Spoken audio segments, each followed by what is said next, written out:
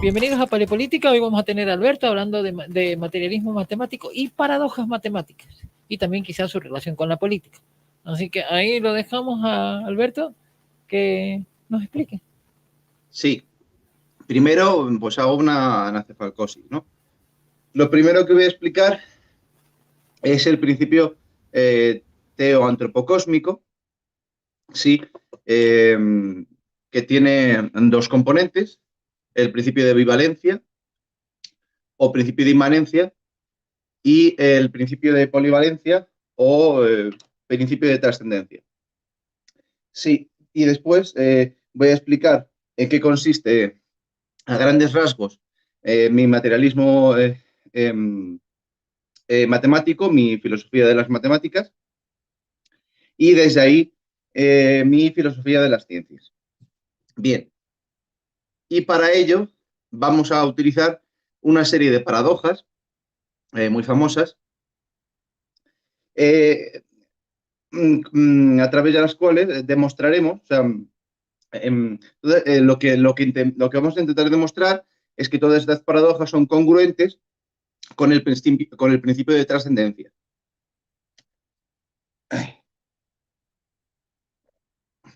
Y por lo tanto, las vamos a resolver en el sentido en que paradoja significa pensamiento contrario a la opinión general, a la doxa. Entonces, cuando tú, digamos, explicas, lo incluyes en la doxa, la paradoja, pues la paradoja queda en principio resuelta. Entonces, lo que vamos a intentar es resolver esas paradojas. Bien. Entonces, pues empezamos por la definición del principio teoantropocósmico. Bien. Entonces, el principio teoantropocósmico se descompone en dos principios, que es el principio de bivalencia, que es, esto es para cualesquiera entidades A o B. Entonces, el principio de bivalencia es,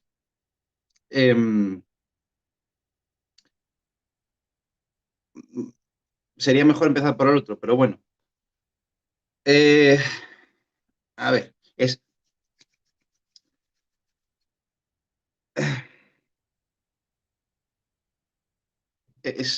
de A por B, no A, entonces no A. Es que lo voy a explicar de otra manera. Si una entidad, digamos, viene otra entidad distinta y la afecta, digamos que la puede romper en ella misma y su contraria. Es decir, esto es ella misma o su contraria.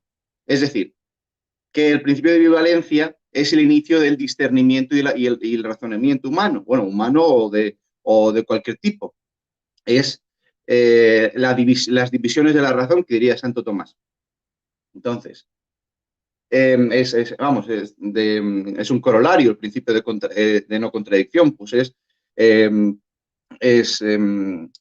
A y no A es falso. Entonces, esto viene por este asunto. Es cuando tú tienes una entidad, viene, por ejemplo, los números que son o pares o impares, o son A o no A, por la acción del matemático al construir la recta de números. Pero, digamos, como es una cuestión de posición, o sea, todos los números o son pares o son impares, pero digamos es una cuestión de posición, los que son pares o son impares podrían invertirse y es una cuestión del matemático, de cómo construye. Y luego el principio de trascendencia es de A por A, no A, entonces B. Sí, quiere decir que una entidad por sí misma, por su propia inercia, se niega, digamos que se transforma. Entonces, no acaba en no A, lo contrario de sí mismo, sino que se convierte en B, la cosa nueva. El principio de trascendencia es la larva que se convierte en mariposa. Sí, ese tipo de cosas. Bien. Dicho esto, ya puedo hablar de mi materialismo matemático. Consiste básicamente en comprender que los números son infectos. Sí, que son formas, que son actos eh, cuya materia, digamos, porque la materia vamos, es la potencia, es lo que realmente los actos son. Los actos son solo las actualizaciones de la potencia. Cuando unas potencias se encuentran con otras, que digamos que lo que hace es estas potencias, estas sustancias, es, según la compresión, que aquí he ido ya, desarrollando, las sustancias son el resultado de las relaciones entre, pues eso, las diferentes entidades, que es una concepción similar a la interpretación de Copenhague. Es decir, cuando el observador como entidad identifica, observa las entidades subordinadas en su aparato, entonces digamos que colapsa su función de onda, las llena de una sustancia que antes no tenían, las define. Pero eso digamos que depende pues, las diferentes relaciones, porque todo está relacionado con todo en potencia, pero no en acto. Bien, este sería vamos, la ruptura de la simploqué. Bien, entonces, entonces la matemática, ¿qué es macema? Macema es lo aprensible. Entonces, son formalizaciones de la potencia. Son lenguajes, esto es decir, que son entornos comprensibles y transmisibles. Comprensibles quiere decir que son discernibles, que están hechos, compuestos de elementos discernibles unos de otros y de relaciones discernibles unas de otras, de tal manera que pueden ser transmisibles. Entonces, esos entornos que pueden ser, que suelen ser, digamos, axiomáticos, como construye, es lo que yo llamo autoformas o macemas, que son actos unívocos. Es decir, que de una serie de axiomas, todo el mundo, cuando toma esa serie de axiomas, esas autoformas son instalables en cada heteroforma, en cada persona, en cada racionalidad, puesto que las racionalidades se construyen en conflicto. Entonces, en cada heteroforma, esta autoforma se reproduce. Sí, porque son actos unívocos. Consistentes hasta el punto de parecer completos, pero ahí llega el principio de incompletitud de Gödel. Sí, que es básicamente de un conjunto de axiomas, todas las preguntas que pueda responder con ese conjunto, todas las preguntas que surgen de ese conjunto de axiomas, hay respuestas que ese conjunto de axiomas no podrán resolver.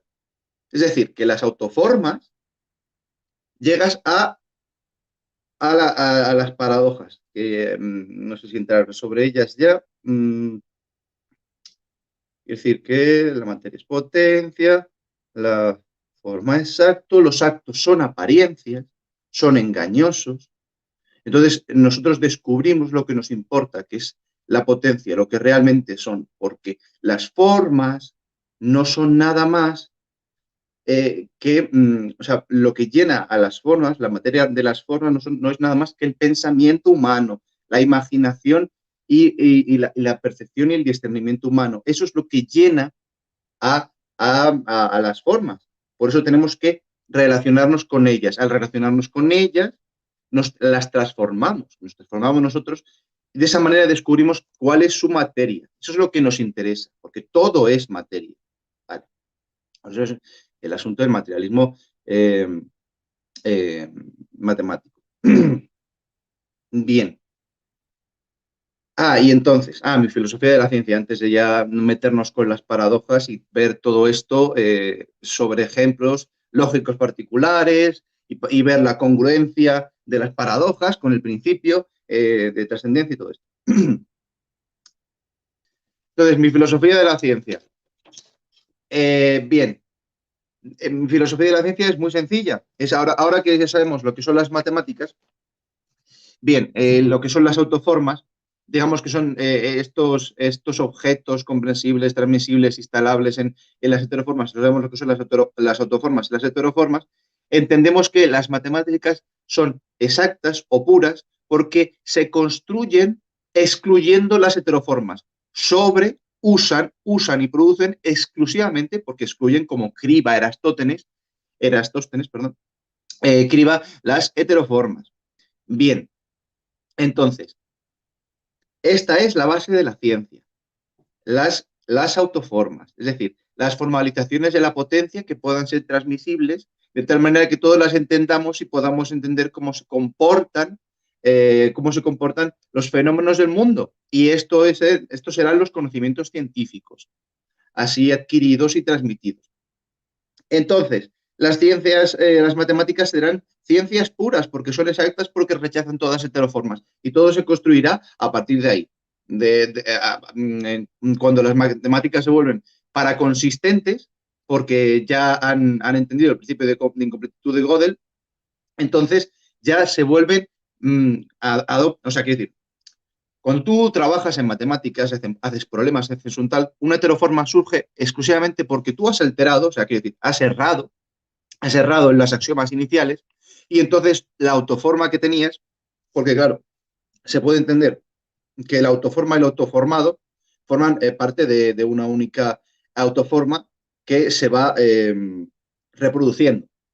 Entonces cada teorema es una autoforma todos, y se construye sobre autoformas. Entonces tú cuando hierras, cuando cometes un error matemático, tu hoja de papel, donde había una autoforma, se ha convertido en una heteroforma. Una heteroforma es un dibujito, es un garabato. Antes era matemáticas y después se ha convertido en un garabato en cuanto cometes el error. O sea, esa es la idea. Entonces, otras ciencias cada vez incluyen más heteroformas. Entonces, esa es la diferencia, digamos, entre ciencias puras o exactas y ciencias pues es lo que serían ciencias naturales o no, ciencias, o sea, ciencias y letras, este tipo de cosas. Algo por ahí se puede hacer. No, no importa mucho porque la cuestión importante es la densidad de autoformas. Y ahí es como se construye en escalas y gradientes. No importa demasiado las denominaciones, a eso me refería. Pero bueno, se puede buscar algo. No se me ha ocurrido. Entonces, bueno, ahí podría decirse que no está completa mi filosofía de los siete. Bien, y ahora ya vamos con las paradojas, que es lo importante. Vale. Entonces, lo primero que hay que entender es la paradoja de Russell, porque es la más sencilla de todas. Es la paradoja, o sea, digamos que todo este conjunto de paradojas son todo formas son demostraciones, están congruentes con el principio de trascendencia. Entonces, esta es la más sencilla y se aplica al lenguaje. Entonces, hay dos tipos de palabras autológicas y palabras heterológicas. Las palabras autológicas son aquellas que se definen a sí mismas, como la palabra autológica. La palabra autológica es una palabra que cumple la definición de lo que la palabra es. O las palabras heterológicas, que son lo contrario que las autológicas. Es decir, que no definen lo que la palabra es. Bien. Ahora, cogemos el diccionario y empezamos tenemos una caja de palabras autológicas y una caja de palabras heterológicas. Empezamos a repartirlas. Bien. Entonces, ¿qué ocurre? Que cuando llegamos a la palabra heterológica, si metemos la palabra heterológica en la caja de las heterológicas, ocurre una cosa muy divertida, que entonces al meterla en la caja, automáticamente se vuelve autológica, porque sí que se está describiendo, y entonces tiene que salir de la caja. entonces la tienes que meter en la caja de las autológicas. Pero cuando la metes en la caja de las autológicas, entonces no se describe a sí misma. Y entonces es heterológica. Entonces, constantemente hay lo que se llama la rotura del principio de bivalencia. Sí, ahora hay un ser y no ser al mismo tiempo. Sí, esto lo entiende como el fin, el fin de la lógica o los límites de la lógica, pero es simplemente que de los dos principios, o sea, el universo, el cosmos, se llena de algo, y se llena de estos dos principios que yo digo. Si no se llena de uno, se llena del otro. Entonces, lo que estamos viendo es el efecto del principio de trascendencia. Entonces, como estamos en la estructura de las palabras y del lenguaje, como es semántica, como es en la propia estructura, cuando estamos aplicando su propia negación sobre sí misma, palabras que se describen a sí mismas o no se definen a sí mismas, llegamos a la conclusión de que se forma una nueva categoría que no es ni una cosa ni la otra. Así de sencillo. Ahí lo vemos. Ya creo que ya con esto, esa era la paradoja de Russell. Pues yo creo que con esto está resuelta.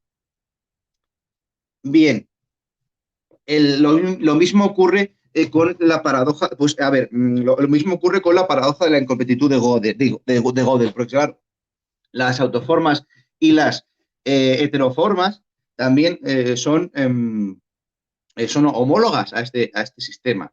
Entonces, cuando llega un momento en que no pueden, que son inconsistentes, en que las autoformas no dan, es necesario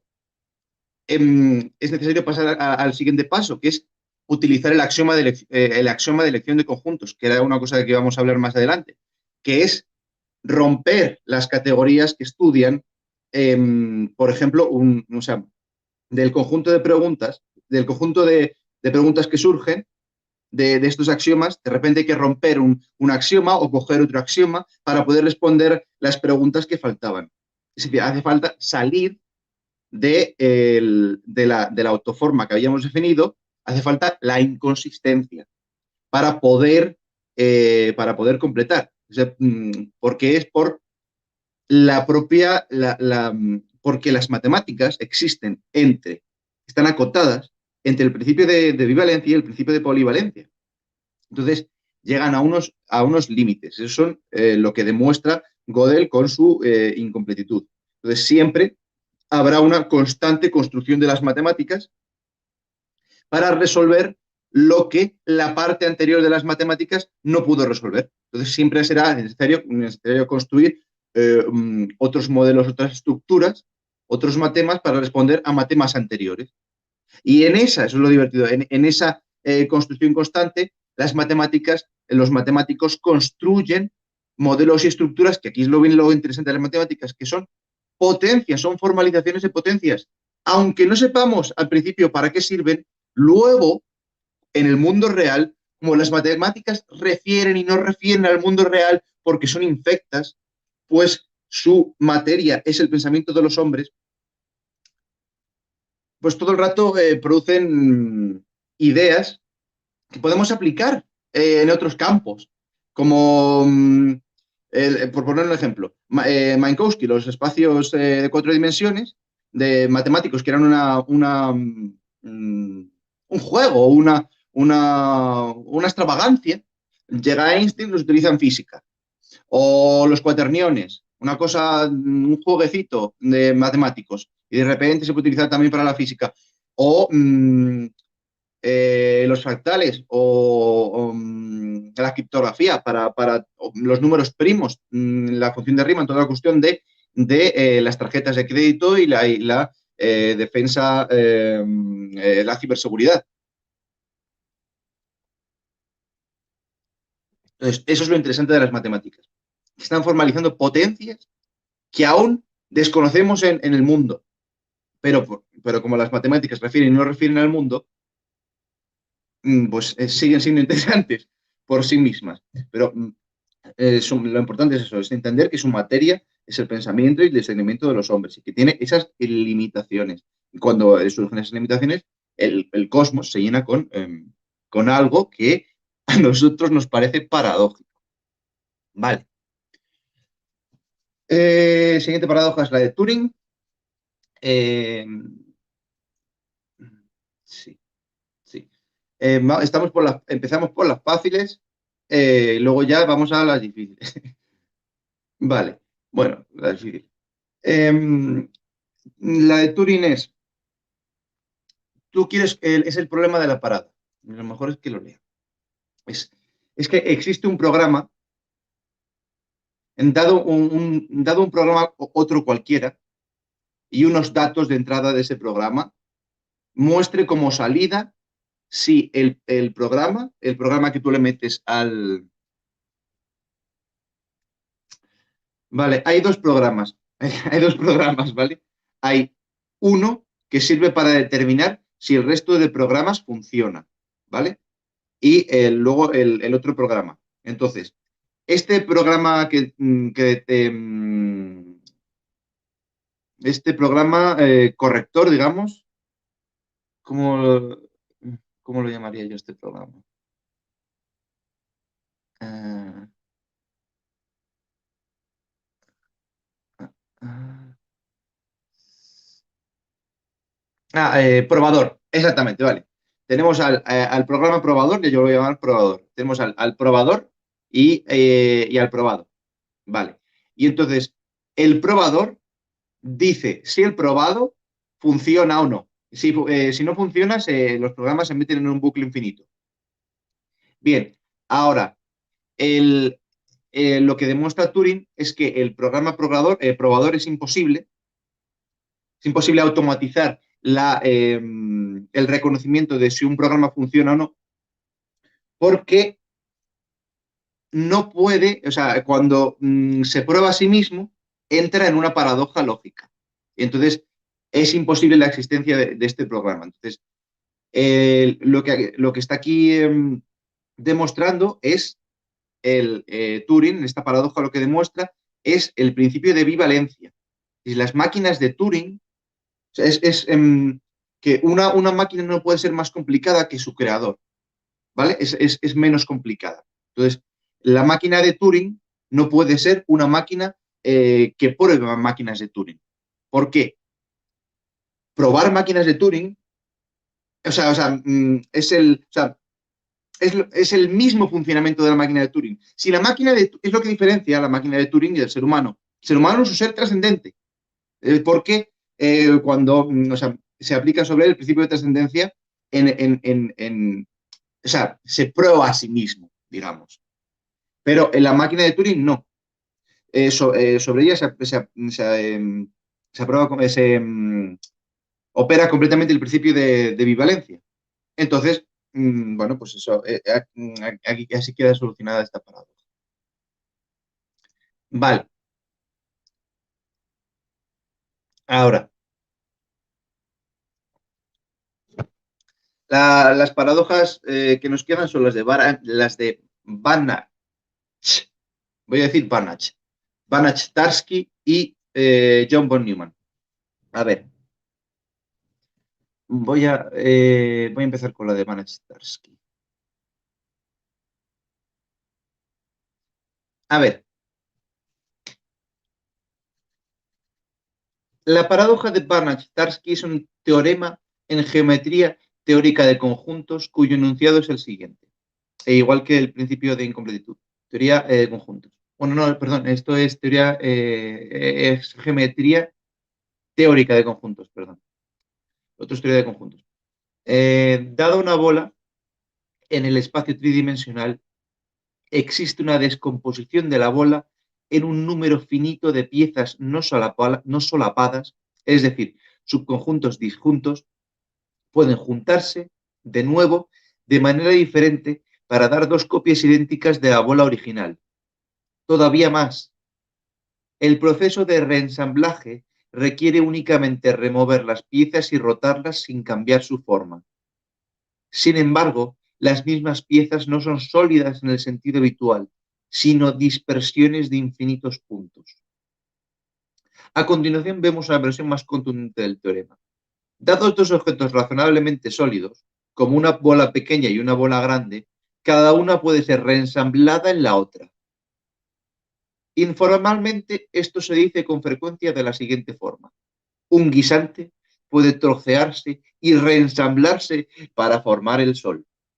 Bien, esto se debe a, obviamente, a lo que decíamos de que las matemáticas pues eso, están corruptas, ¿no? Eh, bien, ¿por qué? Vamos a explicar, vamos a ver si lo podemos explicar. Es que yo cojo una bola, yo cojo una esfera y mapeo sus puntos, ¿vale? Yo sé qué puntos hay, qué puntos hay fijos y no fijos y demás. Entonces, la descompongo. Simplemente, no tengo que quitar las piezas, sino simplemente la roto sin cambiar su forma y obtengo una pelota nueva de la nada. Esto es una descomposición paradójica y o sea, es algo posible en los espacios euclideos de dimensiones mayores de 2. ¿Por qué? Porque en los espacios euclideos existen grupos libres. Entonces, las transformaciones de esos espacios, es como la distancia, las distancias entre ellas, las transformaciones entre esos espacios no se pueden medir. Sí, porque digamos que lo que realmente demuestra la paradoja de Banach-Tarski es que no hay una medida de Banach. Esa es la demostración fuerte. Es decir, que es imposible encontrar una medida finita aditiva definida en todos los subconjuntos de un espacio euclideo de dimensión 3 o más, que sea invariante respecto a movimientos euclideos y tome el valor 1 en un cubo unidad. Es decir, que las medidas, las distancias son relativas unas de otras. Entonces, en estos espacios euclideos, que se supone que son nuestros espacios, porque el espacio euclideo se construye, es una formalización de las potencias del espacio que conocía Euclides, que es nuestro espacio. Entonces, en ese espacio es posible hacer determinadas rotaciones con respecto a otros sistemas de referencia inercial, tales que las distancias entre ellos no se respetan. O sea, no son medibles. Entonces, hay estos grupos que utiliza la demostración de Banach-Tarski respetan las distancias, son transformaciones que respetan las distancias. Y aún así, estas rotaciones permiten que cuando estas piezas se reensamblan, por la simple naturaleza de cómo está construido el espacio euclideo, puedan generar otra, otro espacio igual. Entonces, en un trabajo posterior, Tarski mostró que, por otro lado, la no existencia de descomposiciones paradójicas de este tipo implica la existencia de una medida invariante finita aditiva. Es decir, que en nuestro universo sí hay una distancia, una medida invariante finita aditiva.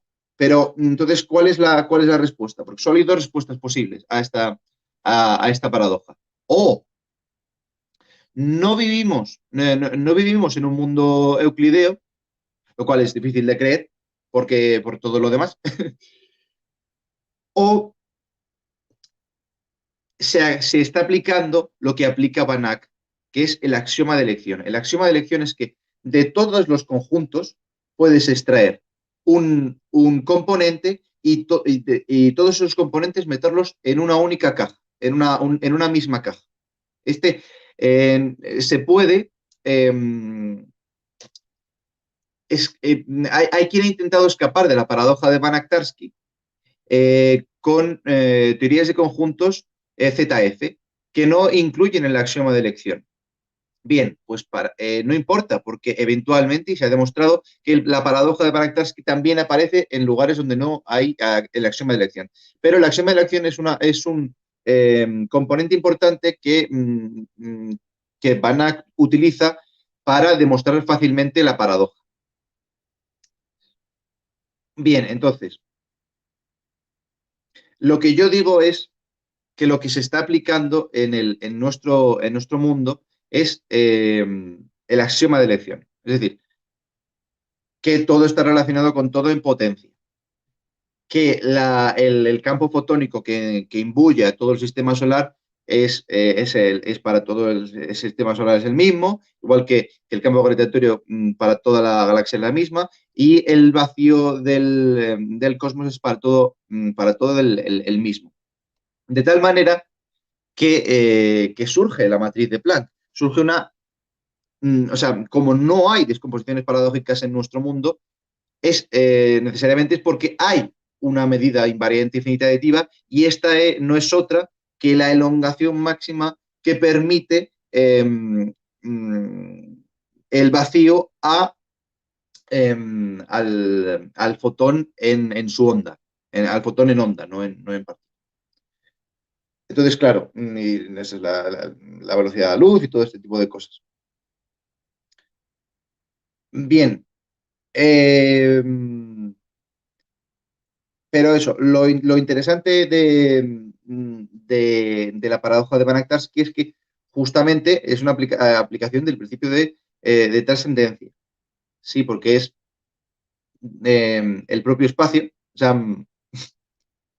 el propio espacio intentando descomponer, vamos, es la definición, la descomposición paradójica es la definición del principio de trascendencia. Por eso es importante em,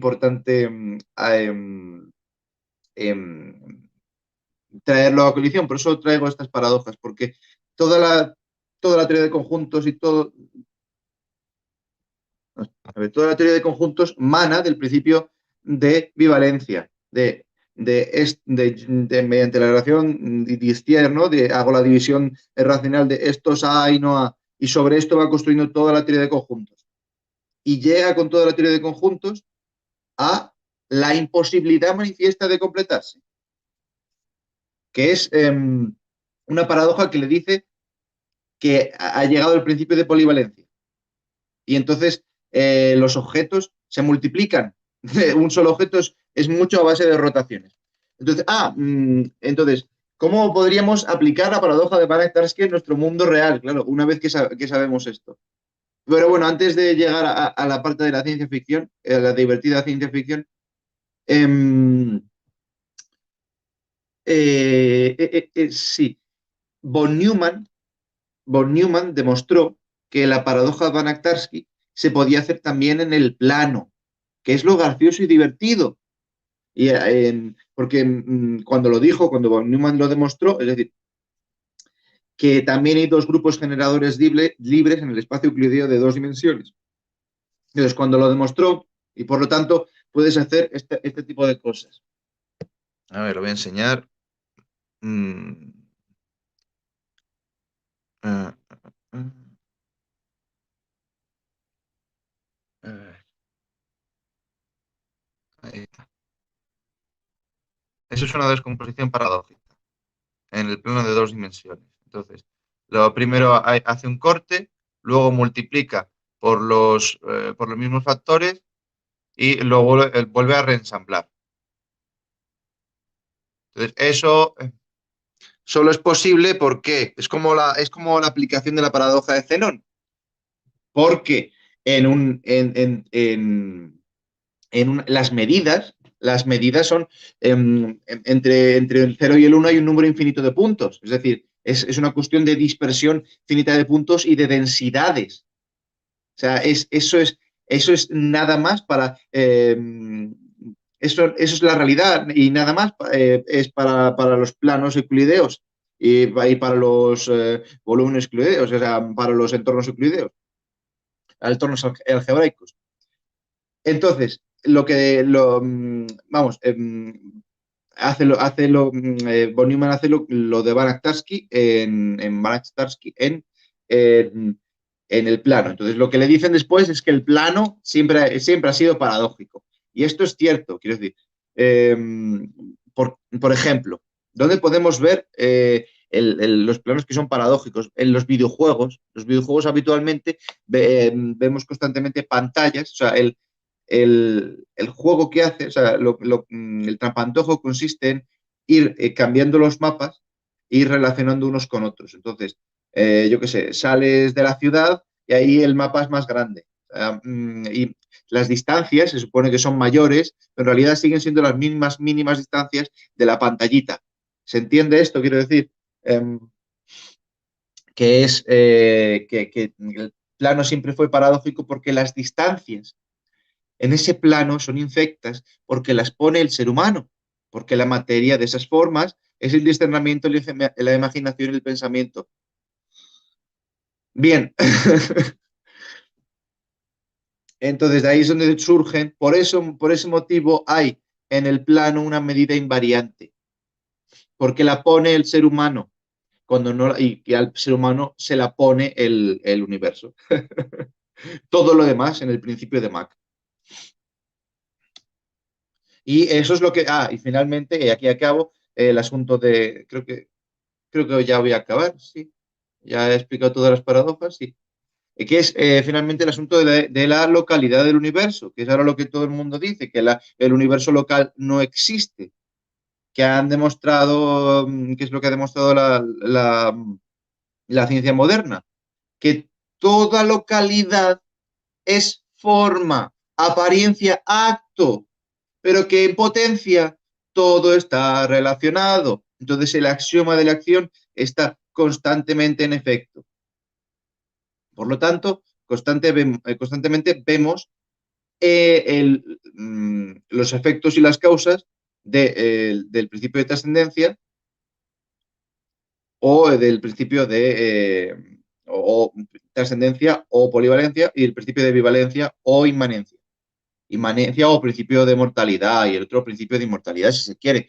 Pero el caso es que la idea es que se entienda que todo el cosmos, todo lo que hay en el cosmos, procede de uno de estos dos principios. Vale. Y falta la parte de la política. Sí. Vale. Bien. De la misma manera que autoforma y heteroforma son homólogos con los problemas de paradoja lógica que tiene heterológico y autológico, lo mismo ocurre con autonómico y heteronómico. Sí. Entonces podemos deducir que yo al menos deduzco que el origen de la ley es la ley del más fuerte. Quiere decir que no hay autonomía ni hay heteronomía porque son paradójicos. Lo mismo ocurre con la fractalidad del territorio. Entonces lo que hay es la ley del más fuerte. O sea, esto es lo que ocurre. Bien, entonces, la idea es que el más fuerte ha de ser aquel que permita que las racionalidades entren en el conflicto. Es decir, el que lleve a la trascendencia, porque a través de las racionalidades en conflicto llegamos a la síntesis. Por lo tanto, es el primero entre iguales, para que los iguales debatan y a través de la racionalidad llegan a soluciones que sean lo más provechosas para todos y no para algunos. Entonces, ¿cómo llegan a esto? A través de las autoformas, a través de la ciencia, a través vamos, de todo lo que he explicado antes, de lenguajes formales, axiomáticos, unívocos, no interpretables, de tal manera, sin limitar a ninguno, de tal manera que cuando haya autoformas superiores en calidad o en densidad a otras, se impongan las que tengan que imponerse, se impongan las que correspondan, las que por el contexto sean lo lógico, porque si no tiene sentido soluciones para todo, sino que para cada problema habrá una solución y habrá soluciones mejores o peores. Es sencillo. Entonces, esto es el origen de la legitimidad del gobierno. Esta es mi filosofía política que se deduce de mi filosofía, de mi materialismo matemático y mi filosofía de la ciencia. Por lo tanto, el gobierno legítimo, el gobierno será más legítimo en tanto que más científico. Entonces, aquellos gobiernos que no tengan consistencia en sus argumentos, que no tengan congruencia a lo que están diciendo, tengan relación lógica a los elementos, que haya soluciones mejores, obvias, mmm, con mayor densidad de autoformas y demás, y y no se permita que se imponga aquello que es lo lógico, lo racional, lo más provechoso para todos. Entonces es justificable la revolución que no es otra cosa, como ya he dicho antes, que tratar por criminales a los inocentes. Pero es que los inocentes están metidos en todo este asunto. Entonces, a este punto, mi pensamiento, como es natural, en un pensamiento de tipo racionalista, es un pensamiento revolucionario. Entonces, si tú consiguieras aislar una entidad, tendrías primero, por supuesto, que identificarla hasta la última partícula, en una especie de, digamos, celda de luz, de pura energía, digamos que lo tendrías en una situación de posible descomposición paradójica. Sí, por ejemplo, cuando Jesús, o sea, quiero decir, si Dios existen las relaciones y Jesús llevaría en él mismo la energía pura, digamos, infinita de Dios en sí. Entonces, podría coger los pescados y envolverlos en una envoltura de luz y empezar a rotarlos y rotarlos de tal manera que los descomponga paradójicamente.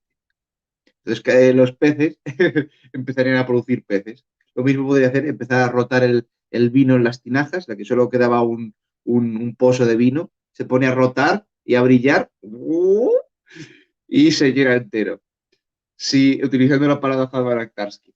De la misma manera, sería muy coherente con la historia de Jesucristo y sus poderes, porque, claro, podría tocar a los enfermos y cortar la relación de la enfermedad, del microbio con el enfermo, o caminar sobre las aguas, porque decidiría no relacionarse con el agua y demás. Claro, es esta idea de la envoltura. Es esta idea de la envoltura, porque claro, como el universo no es local, el universo local no es real, si tú, digamos, pudieras envolverte de energía pura, aislándote del resto, porque digamos que no tienes por qué relacionarte, o sea, no tienes por qué relacionarte con el resto porque eh,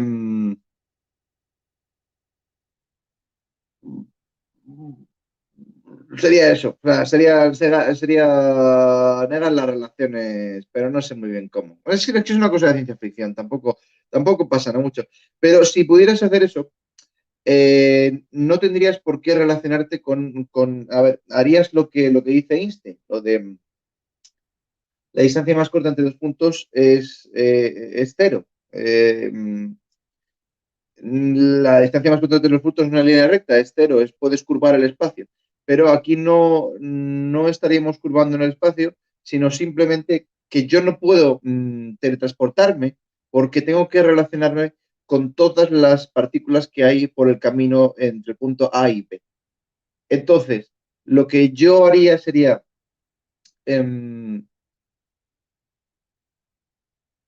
potenciar tanto mi materia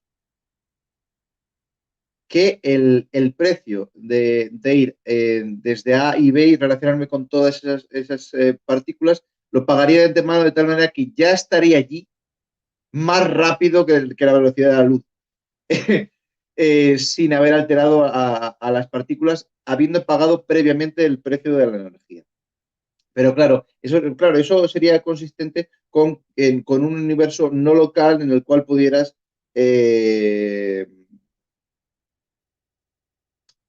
aislarte del resto, pero aislarte, digamos, del resto, eso implicaría unos niveles de energía, pues vamos, lo que te envolvería sería una singularidad. Eh, entonces necesitarías unas absurdas cantidades de energía. Pero podías teletransportarte. Pero una vez hecho eso, podías teletransportarte, clonarte, todo lo que te apeteciera.